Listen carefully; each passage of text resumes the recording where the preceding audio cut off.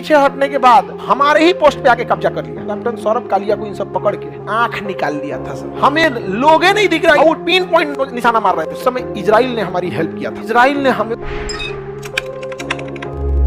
कारगिल की लड़ाई 1999 ऑपरेशन विजय चलाया गया कारगिल के। देखिए हम लोग में एक समझौता था कि हम सब यहां से ठंड के दिन में पीछे चले जाते थे। पाकिस्तान यहां से चला जाता, सोचिए पीओके ससुर यहां तक आया था और हम लोग पीछे चले जाते थे। लेकिन परवेज मुशर्रफ मर गया जहन्नुमी। जहन्नुमी मतलब समझते हैं? नरक में, नरक को उर्दू में जहन्नुम बोलते हैं। नरक को क्या कहते हैं?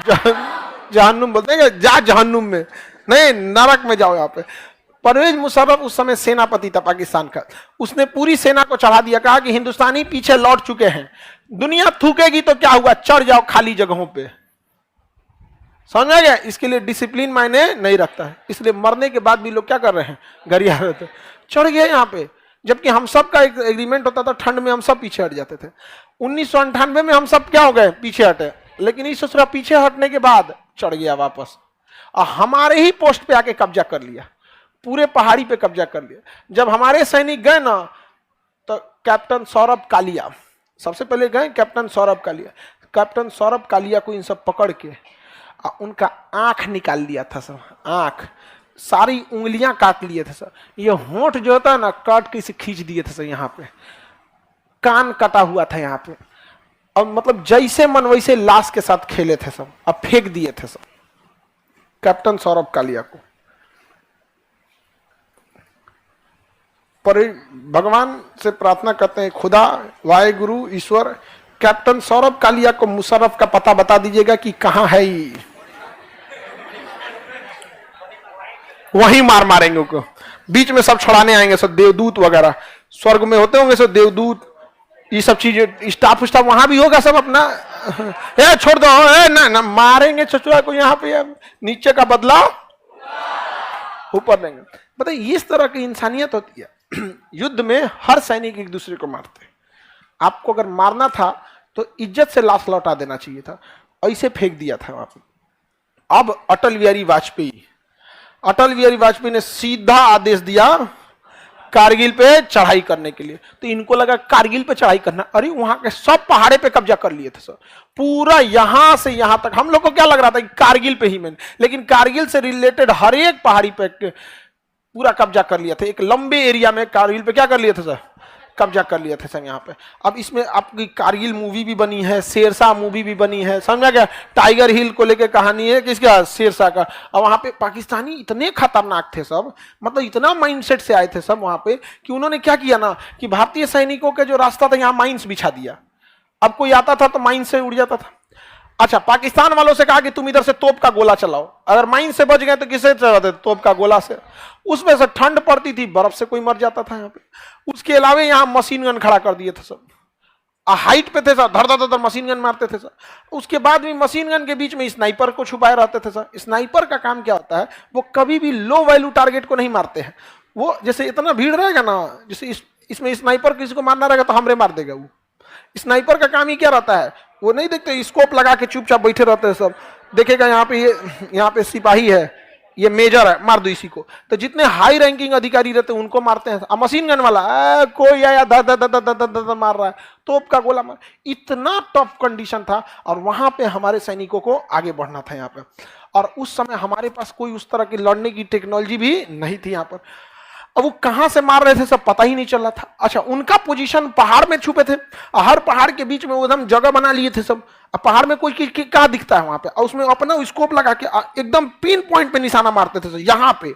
और हम लोग को दिखता ही नहीं था कि कितने लोग हैं। सोचिए कितनी कंडीशन, हमें लोगे नहीं दिख रहा कि कितना लोग है, और पिन पॉइंट निशाना मार रहे थे यहाँ पे। बहुत मुश्किल था वहां पे चढ़ के हमला करना। वहां पे उस समय इजराइल ने हमारी हेल्प किया था। इजराइल ने हमें उस समय लेजर गाइडेड बम दिया था। वो बमवा को क्या करना होता है ना, जैसे कहीं बारूद है, जैसे मान के चलिए इस पहाड़ पे यहाँ कोई छुपा हुआ है, इस पहाड़ पे छुपा हुआ है, तो उसको जहाज से, लड़ाकू जहाज से पायलट जो होगा एक लेजर का किरण छोड़ेगा इस पे, लेजर। और लेजर सिस्टम में क्या होता है, लॉक कर दीजिए तो लेजर अपने से उसको होता है, जहाज चलते भी रहेगी ना तो लेजरवा घूम जाएगा, लेजर क्या हो जाएगा, घूम जाएगा। अब ये पायलट क्या है ना कि उधर जहाज धीमा करके आगे बढ़ेगा, ये क्या हो जाएगा, लेजर गाइड, यहाँ बम गिरा देगा। अब बम को इससे मतलब नहीं है कहां जाना है, वो जहां देखेगा कि लेजर किरण बिखरी हुई है, लेजर किरण यहां जाके बिखर जाएगी, वहीं चला जाएगा, क्या हो जाएगा, वहीं चला जाएगा। तो लेजर गाइडेड से ले जाके बम से वहीं गिर जाए। पाकिस्तानियों को समझ में नहीं था यार कौन बम है यार, अरे यार उधर गिराया इधर कैसे आ गया यहाँ। अब पायलट लेजर गाइडेड बम में ना पायलट निशाना ही नहीं लगाता है, वो क्या लगाता है, लेजर, अब बम गिरा देता है। बम को क्या करता है, गिरा देता है। अब बम जब गिरेगा ना तो उसका विंग्स खुलता है, बम का क्या खुलता है, विंग्स। कहते किधर जाना, दाहिने बाएं, धड़ाम, पाकिस्तान वाला उधिया गया सब। थोड़ा बहुत हम लोग को आइडिया लगा, हम उधर एक सैनिक मर रहा था तो हमारे यहाँ 27, तो 1:27 का रेशियो हम लोग लेके चले थे यहाँ पे। और पाकिस्तान तब हम लोग ने डिसाइड किया कि रात में आगे बढ़ेंगे। कहाँ बढ़ेंगे, रात में। तो रात में फ्लेयर छोड़ते थे सब, जैसे दिवाली में भी कभी कोई रॉकेट छोड़ेगा ना तो देखिएगा ना कुछ देर तक के लिए क्या हो जाता है, रोशनी हो जाता है। उस बीच में भी मारते हुए हम लोग कहाँ बढ़े थे, आगे बढ़े थे। एयरफोर्स भी तबाह की थी इन 100 को। पाकिस्तानी इधर से इतने बेशरम थे सब कि इधर से बम मारते थे सब, तोप। इतना बेशरम इंसान आपको दुनिया में नहीं मिलेगा। जब यूएनओ में बात गई तो पाकिस्तान कर रहा हम थोड़ी कर रहे हैं, ये तो आतंकवादी मार रहे हैं सब। तो एक बात बताओ, आतंकवादी के पास गोला बारूद होता है, तोप कहां होता है?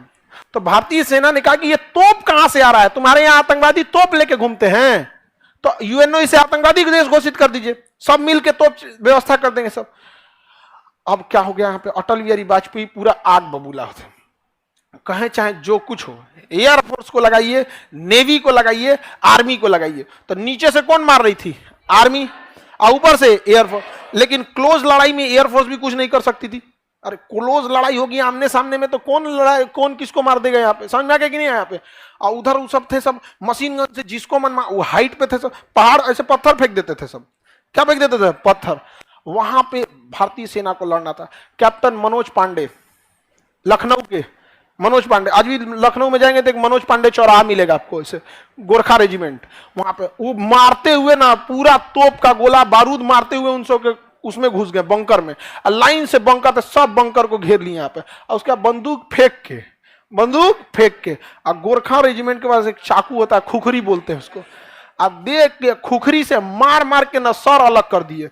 और जब पाकिस्तानियों का सर अलग हुआ ना तो उस सब बंदूक छोड़ के भागने लगा सब, वहां पे बंदूक छोड़ के क्या होगा, भागने लगा सब। चाकू से दौड़ा देखिए, हथियार से लड़ने से ज्यादा जिगर होना चाहिए यहाँ पर। उन सौ के घुस के घर में बंदूक फेंक के वो इंसान और किससे मार रहा है, चाकू से। अब पाकिस्तानी भी कंफ्यूज हो गए सब कि यार गोलियां कैसे चलाए, हमारे चाचा को मार रहा है वो। ये कम थे, कैप्टन पकड़ लिए एगो मेजर को, अल्ले मार रहे हैं। अब उधर से कोनो गोलियों नहीं चला पा रहा है, काहे, वो करो मेजर जाएगा, मत मारो, ये लेके जाएंगे। अब मार दिए यहाँ पे। तब तक उधर से स्नाइपर रहते थे, स्नाइपर जो होते हैं सब ना ऐसा जगह छुपे रहते हैं जहाँ आपका ध्यान ही नहीं जाएगा, और ओढ़ के ढके रहते हैं सब। और भाई ले वहां स्नाइपर क्या कर दिए, मार दिए, स्नाइपर ही मारा था सब। यहाँ पे शेरशाह मूवी देखे, कैप्टन विक्रम बत्रा को किसने मारा, स्नाइपर। अच्छा, वो लड़ाई के मैदान से कहाँ रहते हैं सर, दूर रहते हैं सर। अब इतना तबाही हुआ, पाकिस्तान वाले भी मरना चालू किए सब। पाकिस्तान अमेरिका को कह रहा है बचाइए यहाँ पे, तो अमेरिका कहा कि यार इतना बेशरम तो हम भी नहीं है। अमेरिका क्या बोला, ऐसा तो हम भी नहीं यार, तुम इतना काहे करते, जब तुमको आतंकवादी ही भेजना था तो आतंकवादी भेजे रहते, ये तोप का गोला भेजे, पूरी दुनिया गरियारी है यहाँ पर। अब अटल बिहारी वाजपेयी ने कहा कुछ भी हो जाए यहाँ पे, उन्होंने जिम्मेदारी दिया किसको, नेवी को। इंडियन नेवी गई, ब्लॉक मार दी पूरा पाकिस्तान को। ले अब पाकिस्तान के पास अपन कौन सी होता है, सऊदी अरब से तेल की सप्लाई बंद। पाकिस्तान के पास 7 दिन का तेल बचा हुआ था, 7 दिन के बाद उसका रेलवे स्टेशन, जहाज, मोटरसाइकिल, सब चीज ठप। सोचिए पेट्रोल पंप बंद तो क्या हो जाता है, सब चीज बंद। पेट्रोलियम बहुत, ट्रांसपोर्टेशन एक बहुत बड़ा हिस्सा होता है देश का, 25% चीजें ट्रांसपोर्टेशन पे टिकी हुई है यहाँ पे। अब अटल बिहारी वाजपेयी ने कहा कि तोरा क्या लगता है हम कारगिल में लड़ेंगे, हाँ, ये सब एयरफोर्स ने भी, ये सब किस दिन काम आएंगे सब। तो यहां से कौन घेर ली, और ऊपर से एयरफोर्स, और जमीन तो पहाड़ पे आर्मी। आर्मी ने जब सफाया चालू किया ना तो वहां से भाग भाग गए थे सब, पाकिस्तानी सब क्या हो गए थे सब, भाग भाग। बहुत बार ऐसा हुआ कि भारतीय सैनिकों को खाना नहीं पहुंचा पा रहे थे लोग, तो ये लोग जल्दी जल्दी, तो वो सैनिक कहते थे साहब जी भूख लगी है, क्योंकि सेना अपने कमांडर से कहेगा साहब जी 2 दिन से खाए नहीं, साहब जी भूख लगी है। अब वो कहां से कहेंगे, और उसका कमांडर क्या कर रहा था नीचे बेस में, खाना नहीं चाहिए, हथियार भेजो हथियार। आई कहते जवानों खाना आने में देर है, इन्हीं को मारो, इनका खाना खा लेते हैं हम लोग यहाँ पर। तो हम लोगों ने खाना आने में देर हुआ ना तो उन ससुरन को मार के, और 100 का आदमी खाना खाया था, हलवा उलवा बनाया था सब वहां पे, आदमी खाना खाया था यहाँ पे। बहुत बार ऐसा हुआ था यहाँ पे। उसके बाद जब युद्ध खत्म हुई तो पाकिस्तानियों ने उनकी लाशें लेने से मना कर दिया, कहा कि हम ये लाश नहीं लेंगे, हमारे लोग ही नहीं है, ये तो आतंकवादी हैं। तो भारतीयों ने कब्र खोद के, फौज में एक वैकेंसी निकलती है धर्मगुरु की, उसमें मौलवी भी जाएंगे, गुरु सिख गुरु भी जाएंगे और सब जाएंगे। और यकीन, अच्छा कभी आप लोग तो फौज में नहीं गए वहां पे, वहां का पूजा स्थल देखेंगे ना तो ऐसे ही हॉल रहेगा, ऐसा हॉल रहेगा यहाँ पे। यहाँ कोई नमाज पढ़ रहा है और वहां कोई वाहे गुरु की पूजा कर रहा है, कोई क्रिश्चियन है तो वो कर रहा है, इसी में ई ना कि वो तुम्हारा मस्जिद सब हमारा है। और जो सेना का कमांडर होता है ना, सेना का कमांडर, अब सेना के कमांडर के पास तो बहुत सारे सैनिक हैं यहाँ पे। अब उनको अगर कोई अगर धार्मिक चीज में गया ना, अगर सिख के पास गया तो सिख की तरह जाएगा, ये नहीं कि हम पगड़ी क्यों लगाएंगे, वाई गुरु की जय क्यों बोलेंगे। और मुस्लिम में गया तो वो मुस्लिम के वेशभूषा रहेगा, जो उसको तरीका है वहां पे बाल ढकना, चाहे वो साफा से ढके या फिर टोपी से ढके। और जब अपने पूजा स्थल पे जाएंगे तो टीका लगाना पड़ेगा, और जब युद्ध के मैदान में आएंगे तो हेलमेट पहन के गोली खिलाना होगा यहाँ पर। इसलिए हिंदुस्तान की फौज की इज्जत है, because they follow the discipline. तो लाइफ में हमेशा याद है कि डिसिप्लिन, डिसिप्लिन का मतलब ये नहीं होता है कि आपको बस क्लास में डिसिप्लिन, आप जहां रहते हैं उस एरिया में भी डिसिप्लिन रहना चाहिए। यहाँ पे कहाँ क्या चीज है, हर चीज में आपको क्या होना चाहिए, डिसिप्लिन रहना चाहिए। डिसिप्लिन मतलब जो आपको जिम्मेदारी दी गई यू हैव टू फॉलो, चाहे कुछ भी हो जाए यहाँ पे। और हमारे इंडियन आर्मी ने धर्म गुरुओं को बुलाकर उन लोग की कब्र खोद के इज्जत से दफनाए थे लोग, जबकि कुछ सैनिक सब मना किए थे सब कि इन सब का भी हम लोग आंख निकाल लेते हैं। तो भारतीय सेना के जो कमांडर थे उन्होंने समझाया था कि जानवर और इंसानों में फर्क होना चाहिए, चाहे दुश्मनी कुछ भी हो, we have to follow discipline.